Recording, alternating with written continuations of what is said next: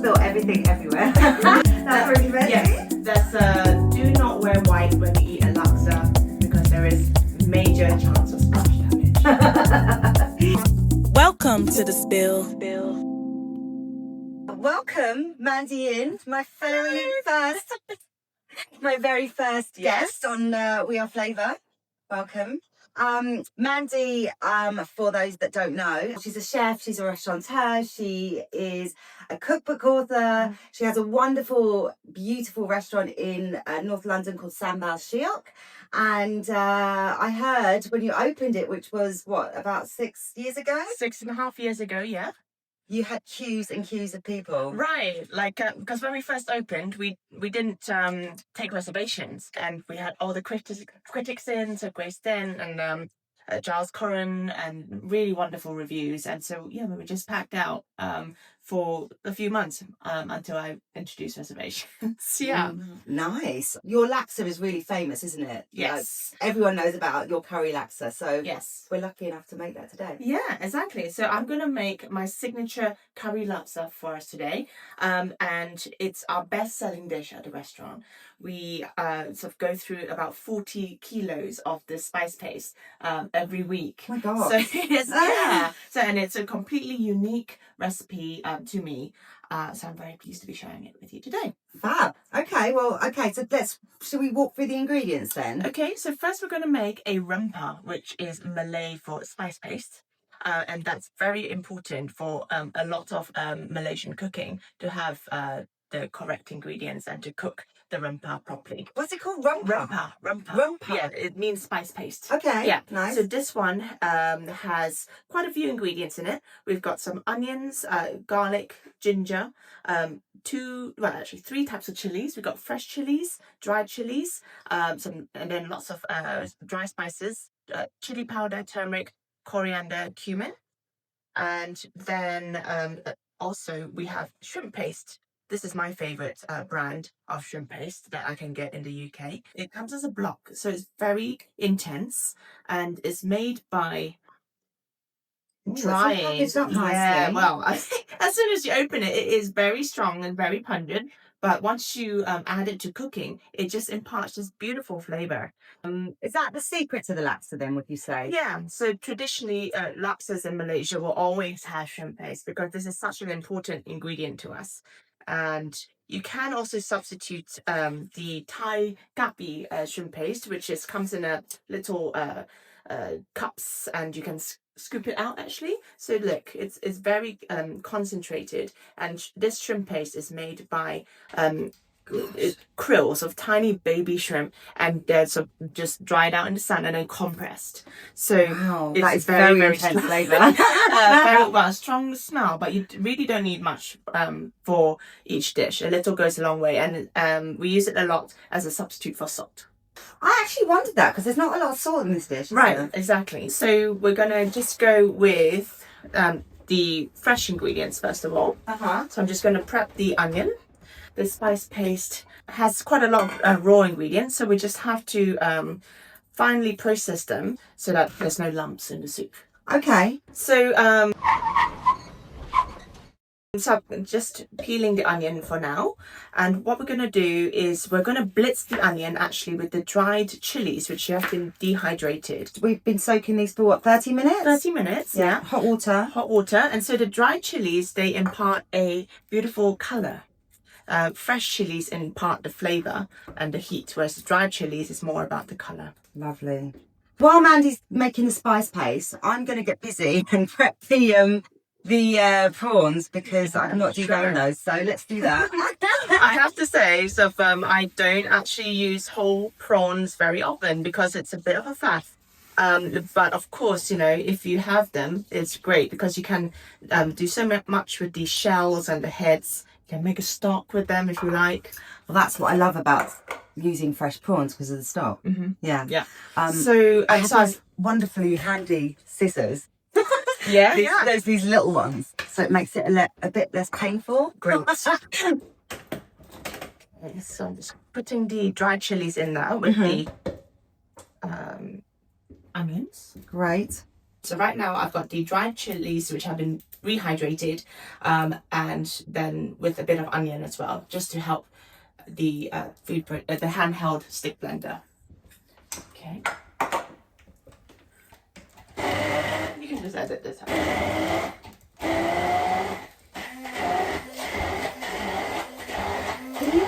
We're going to start crying soon. I know. Of the onions. I can feel the chili starting to hit the back of my throat.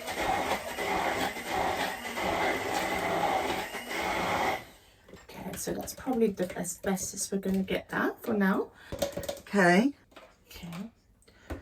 And whilst we're here, I'm just going to add a few more things, because the more that's in the cup for the food processor, Yeah. the better it will blend. Okay, nice.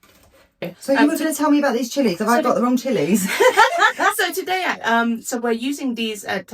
They're actually bird's eye chilies, so they're going to be very, very powerful. So traditionally, I actually use the larger, long, fresh red chilies for this dish. But we can both take our chilies. So we can. Yes. I hope producer Tom can take heat. Can you over there? Yes. How do you peel your ginger, Farah? Do you okay? Oh, you do it with a spoon. Yeah. So I do it with the back of to do it with a small knife, and I scrape it like you are. So, and I think it's like the easiest way, and then it's less waste as well, right? When you scrape it off. Yes. So I'm just gonna pop the ginger in and roughly chopped. You don't want too big chunks of So actually, for those of you at home that are cooking, like the prep. It's quite easy. You don't really have to do a lot of chopping, do you? No, not really, because the food processor, the stick blender, is going to do it for you. Nice.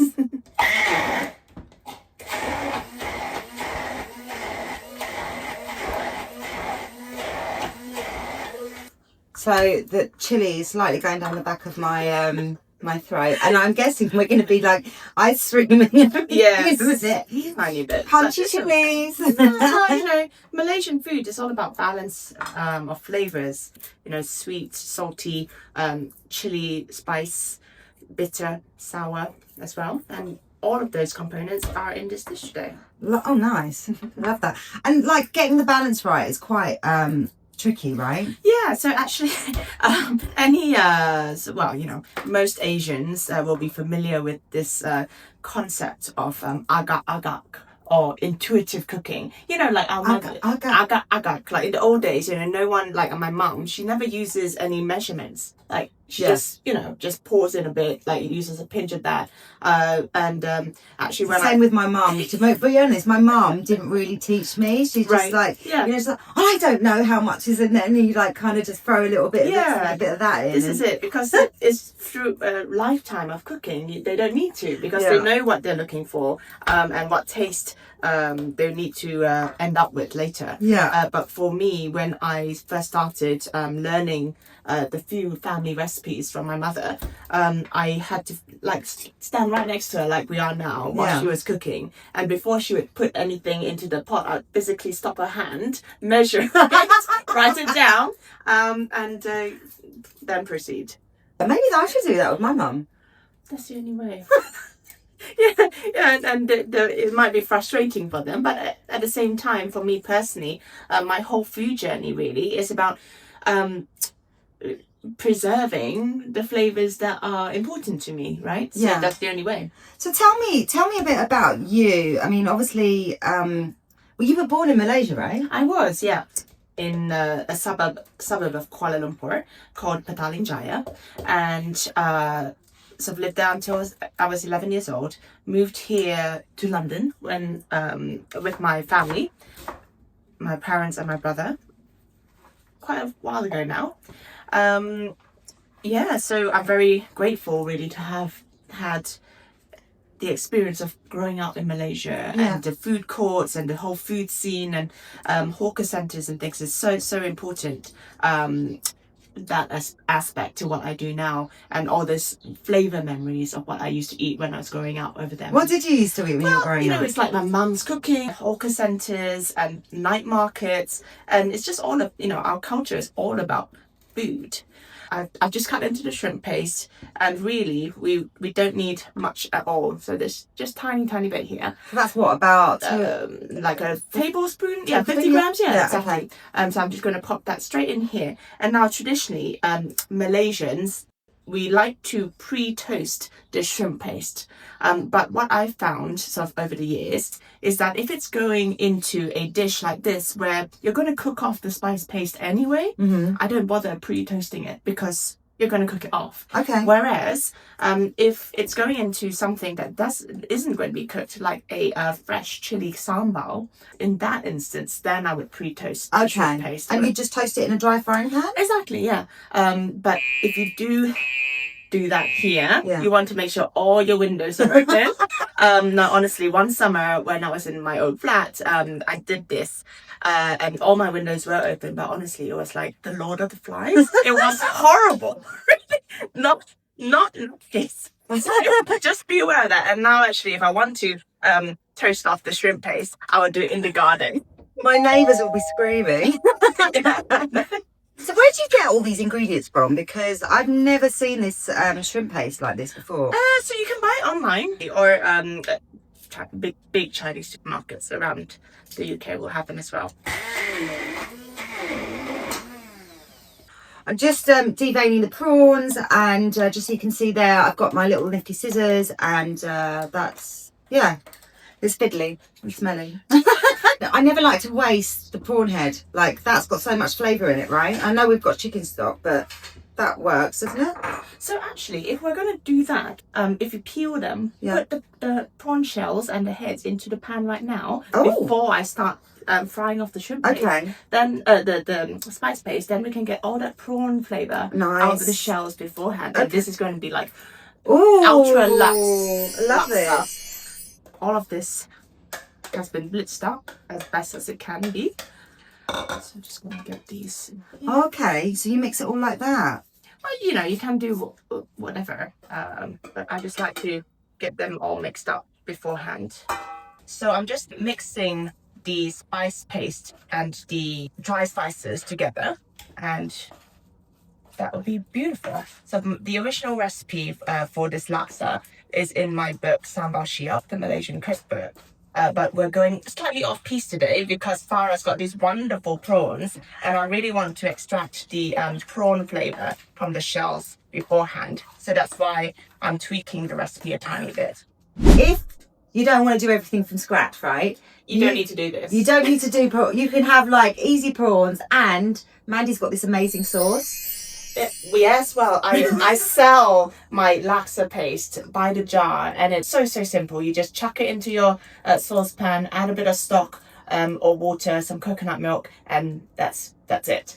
So this really is if you want to go all out and spend a weekend or at least a day making your laksa from scratch.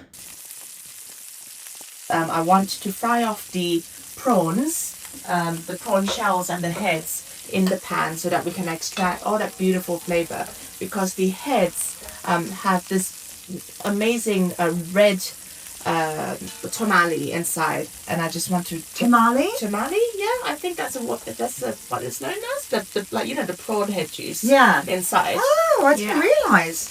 Tamale. I'm learning lots of new words today. And this is, you know, in Malaysia, because we're sort of nearly an island. We're sort of like a tiny appendix stuck to the end of Thailand. And so we're surrounded by the sea. So we absolutely adore our seafood. So I'm very, very excited to have this extra special version today. Nice. Well, my brother's coming over later, so it's his birthday. It's a little treat. He loves prawns. You started off as a lawyer, right? How did you get into food? Yeah, so I practiced for nearly a decade as a corporate lawyer. But sadly, I burnt out. You know, I was in corporate law. You're working crazy hours, not sleeping. And I realised I needed to do something in food. That's always been my very first love. So I started off nearly 12 years ago in street food. But over time, my customers would ask me, can I please open a restaurant so they could come and eat my food when it wasn't raining, wasn't snowing? And could I please do laksa? And so I started the Laksa bar as a pop-up restaurant for a couple of years before finally opening the restaurant in 2018. All right, so the prawn shells and the heads are turning the oil this beautiful red. So I think I'm just gonna get those out now, and then we can crack on with frying off the spice paste.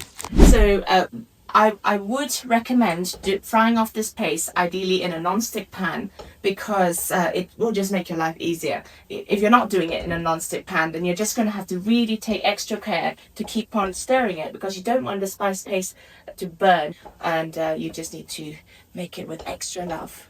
Lovely. You worked as a lawyer for how long? Nearly a decade. Okay. Yeah.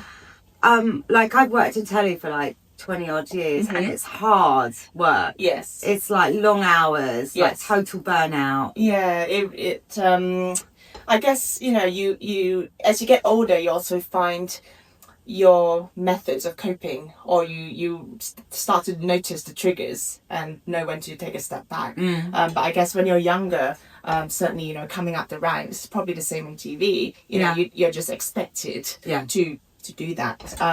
But over time, so and now I have a 3-year-old, I'm a lot more conscious of where I spend my time and how I spend it, and to make sure I factor in enough rest time in between projects or work or going out. I've not been out for a very long time. Oh my gosh, what? How do you sort of change that balance? Because I'm guessing, it's not an easy switch over, is it? It's been a bit of a journey, hasn't it? It has, but I would say, I guess, working for yourself is trickier, because obviously you have to chase your own work. You've got to create your own opportunities. But at the same time, you have control of your time. Since having my kid, I no longer work regular services at the restaurant. Now my role really is educating, marketing.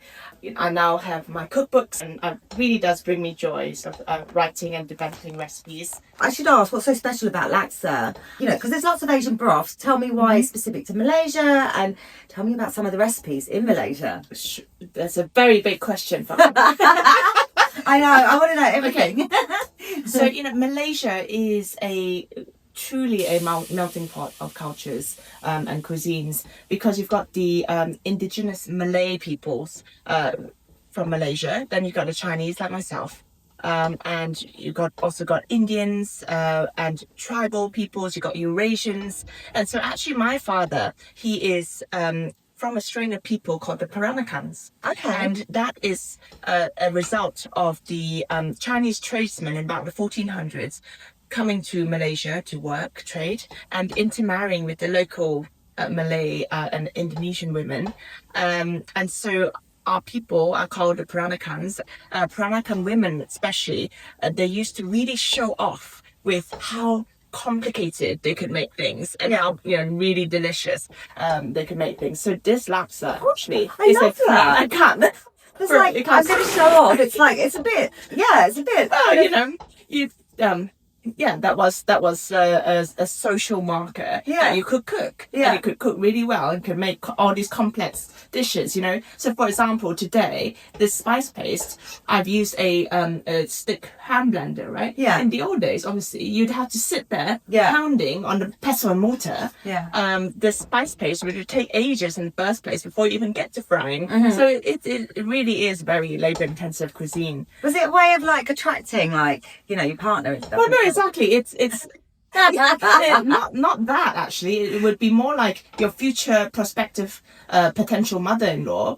You would have to cook for that, for her and your future family, and she would assess your wife potential. Oh my god.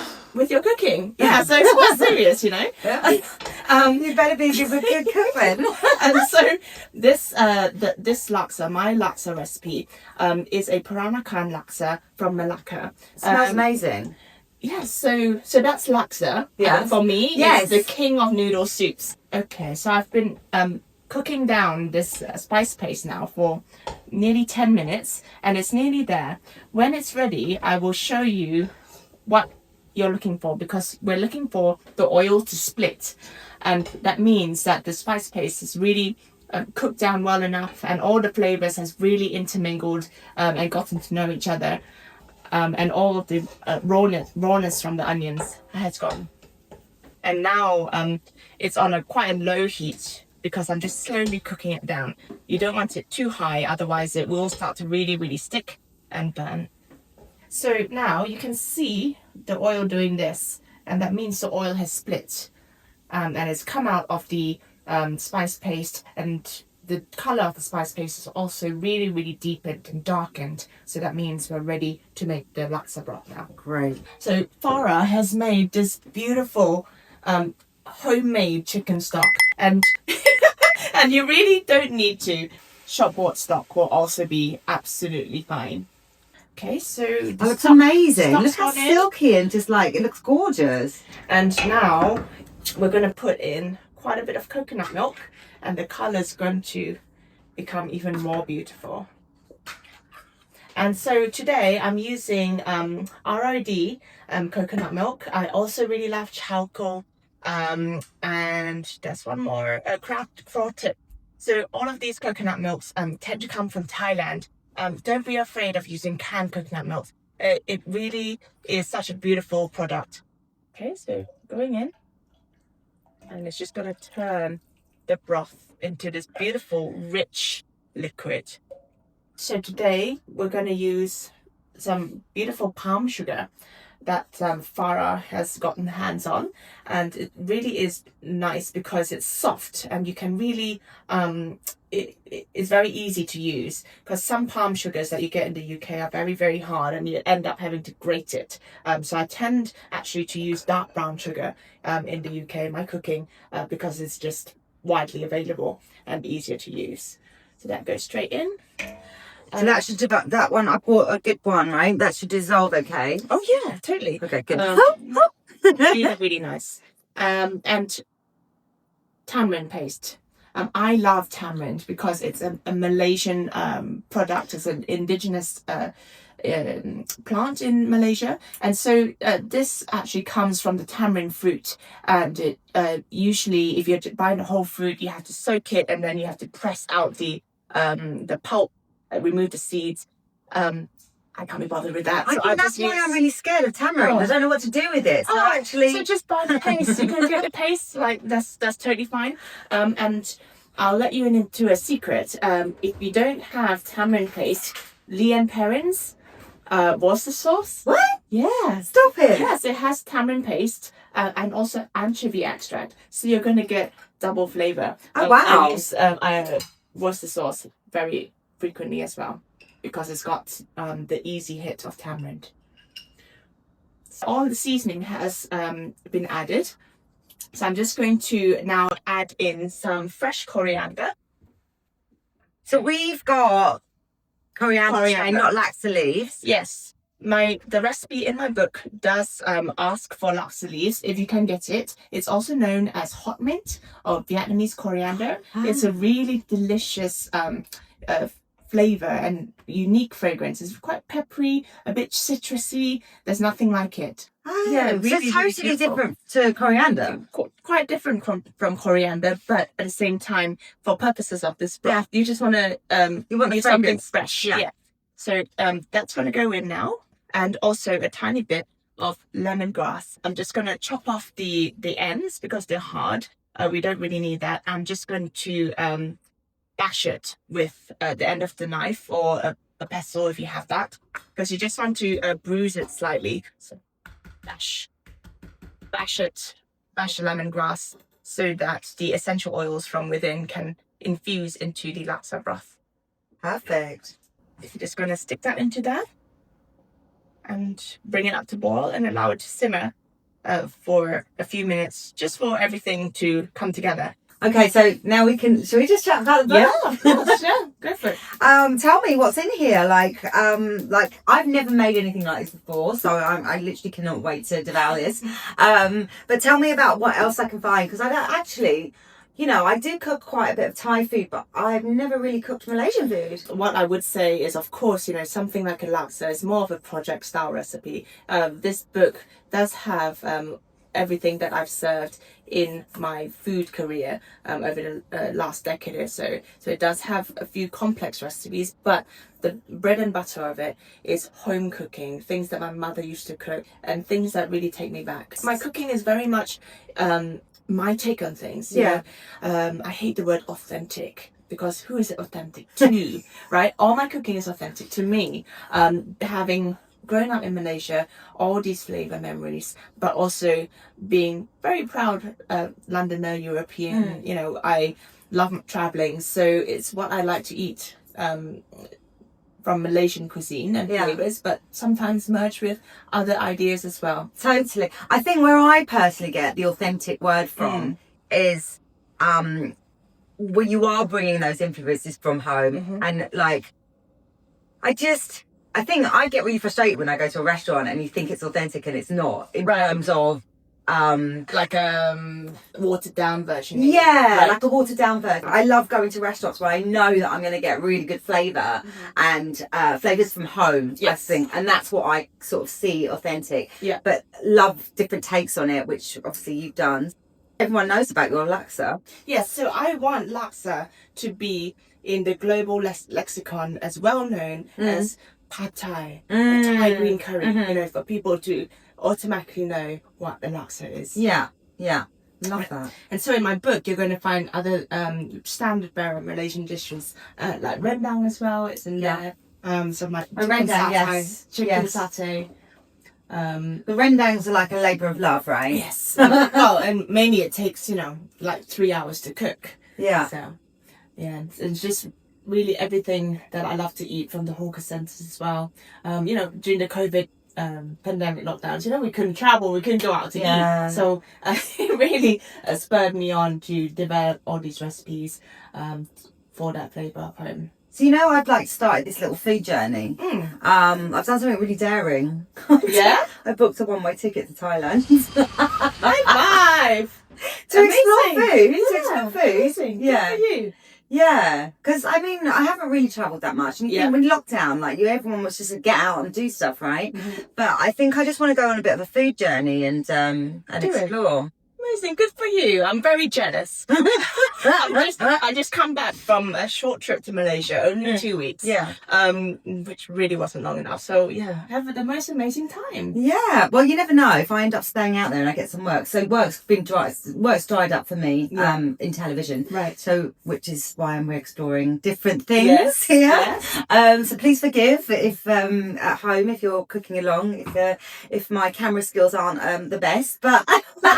That's the wonderful thing about life nowadays, right? You don't just have one job. You just, you know, life is a journey, and you just have to keep adapting. Totally. And so long as you're enjoying yourself, that's the main thing. Yeah, well, I've been hanging around for 6 months trying to get a job, and I just was like, okay, I've had enough now. Let's just go and do something scary. And for yourself. That just sounds totally wonderful. I'm getting all the wonderful flavours of Asian flavours, and maybe I'll go to Malaysia. Maybe I'll stay longer. Yeah, definitely. I'll be ringing you for tips. if you're in that part of the world, you might as well. I know. So I think the soup is pretty much there.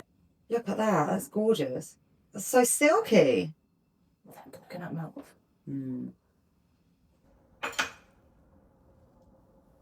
Oh my gosh. Wow, it's definitely spicy and it's punchy. It's so punchy, and it's creamy and it's spicy, and it's like, oh my gosh, this is like so good.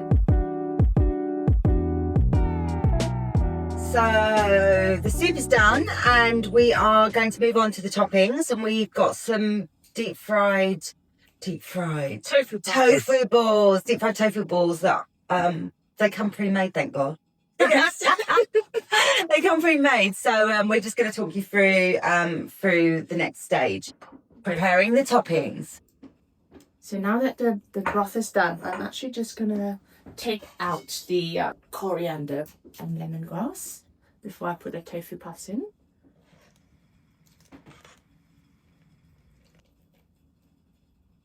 You could totally leave them in there. Just makes it easier to ladle out later. So I've got a saucepan of water coming out to boil, and I'm just going to add a bit of salt. No, not a bit, quite a lot. I would just say put as much as you need to make it taste like the sea. Okay. All right. That's a lot. Yeah. Okay. Okay, so in terms of the toppings, first of all, I'm going to talk about these. So these are tofu puffs, and they're really, really great.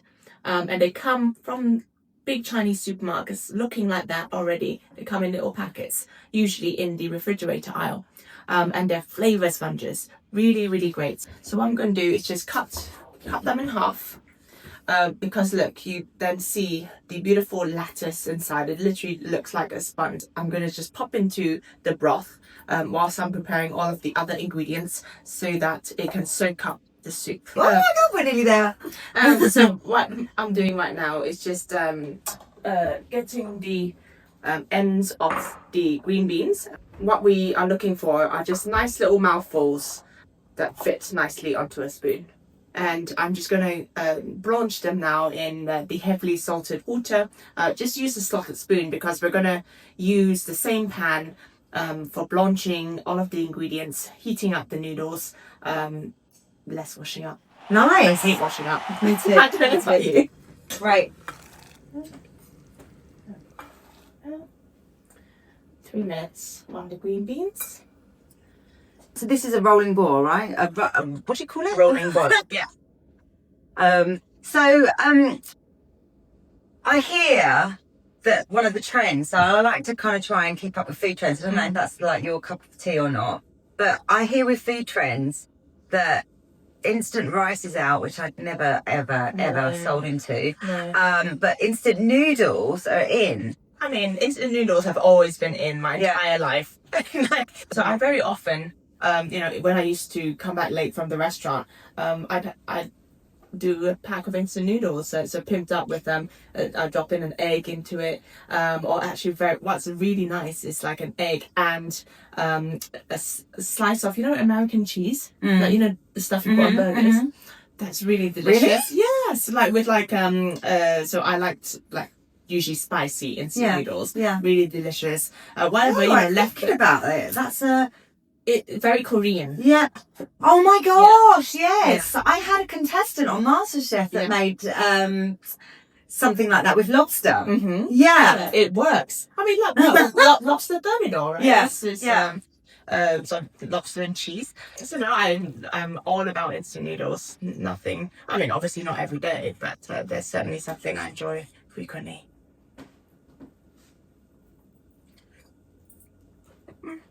Good. Green beans are Right. done. Just because again, same pan.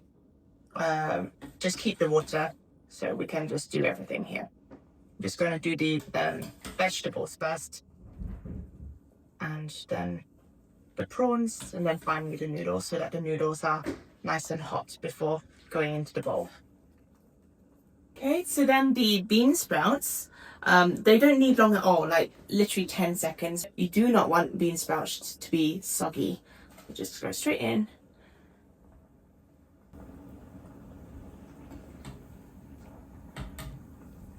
And out again. Very simple.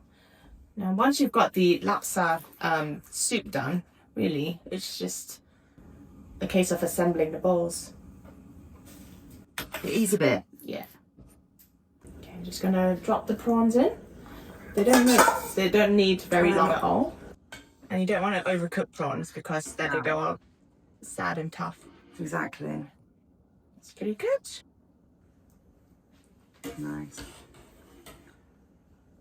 And of course, do remember to have a clean bowl to pull your prawns into. Don't use the one that held the raw prawns. Oh yes, health and safety. Yeah.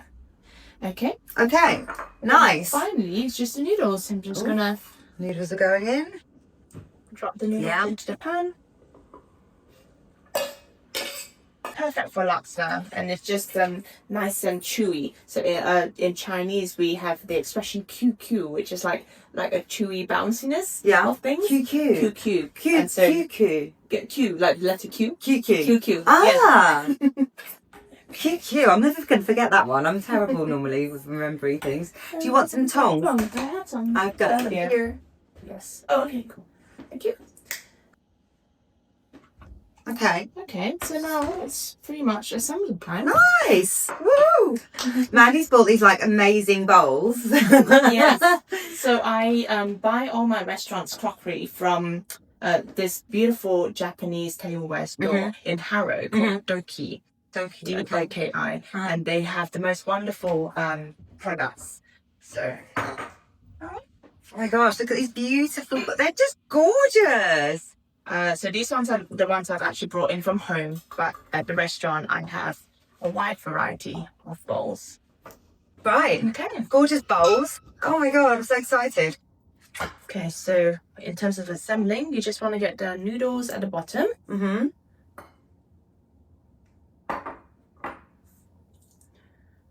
And you can even have laksa parties. So you get all of this ready, put it in a row, and everyone just sort of builds themselves DIY. Oh, lovely. And that's fun. Beans, veg. Oh, missed a bit.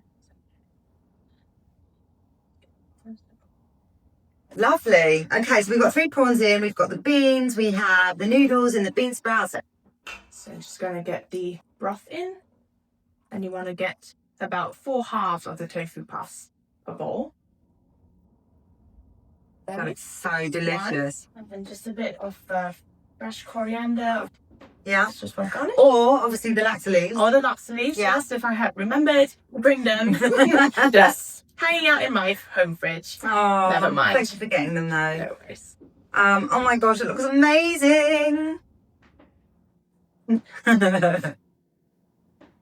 So should we taste, Mandy? Yes. Yeah? I'm hungry. Okay, great.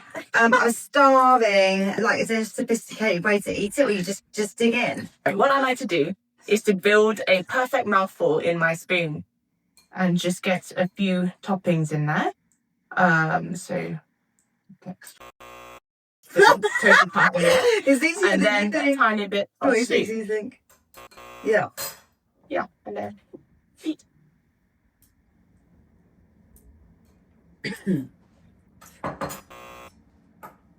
Okay, I can't do that.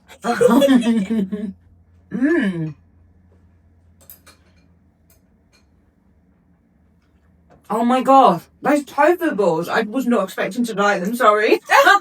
They're amazing. Yeah, sauce. full on flavour. You bite into it, and then all the sauce oozes out. Yeah. It's so good. It's just such a pleasure seeing people cook lobsters at home. And for me, it's just making it accessible. You can totally do this, or you can make even simplified versions. So yeah, if you are cooking at home, hopefully you've got it all right, because we went quite slowly, I think. And I think have fun, have a glass of wine or a soft drink or tea. Maybe well, actually, maybe not when making the broth. No, maybe not. Don't burn it. Yeah. This is absolutely gorgeous. It's definitely spicy with that bird's eye chili. But it's just how I like it, and it's just, oh god, it's so comforting. I'm going to put the recipe up for you to see, and I'm guessing I should encourage you to buy Mandy's book, because the food's so. Thank you very much. Did we talk about alternatives? So if you wanted to do a vegan version, for instance, if you wanted to do if you don't like prawns, or so at the restaurant, actually, we have a vegan version of this broth. I'm all about being as inclusive as possible. So for the vegan laksa broth, I substitute the shrimp paste for white miso paste and tomato paste. Okay. And tomato puree. Yeah. So that both of those ingredients just add like a punch of umami. Yeah. And depth of flavor. And you could use just rice noodles, so whatever quite sturdy vegetables work Yeah. well. So at the restaurant we use broccoli and aubergine with just chardos, bit of salt, really beautiful. Yeah. Yeah, make it as you want, really. Okay, you could do it with chicken. At the restaurant we have it with chicken, prawns, or the vegan version. Oh, nice. Oh, thank you. Yeah. Thank you for having me. Did you enjoy it? Are you going to did. come back again? Yes, 100%. Yeah, we've got so much more to talk about. We do. We've got loads to talk about, and I definitely want to make an instant noodle thing next time. Let's go shopping. Yeah. I hope you like our first video. Yes. And find me on Sambol Shiok. and we are Flavour. That's it. Yeah. Spill. So, yes. The spill. The program's called The Spill, I think. So I've spilled everything everywhere. No, not at all. That's really messy. Yes, there's do not wear white when you eat a laksa because there is a major chance of splash damage. Brilliant. Thank you. Oh.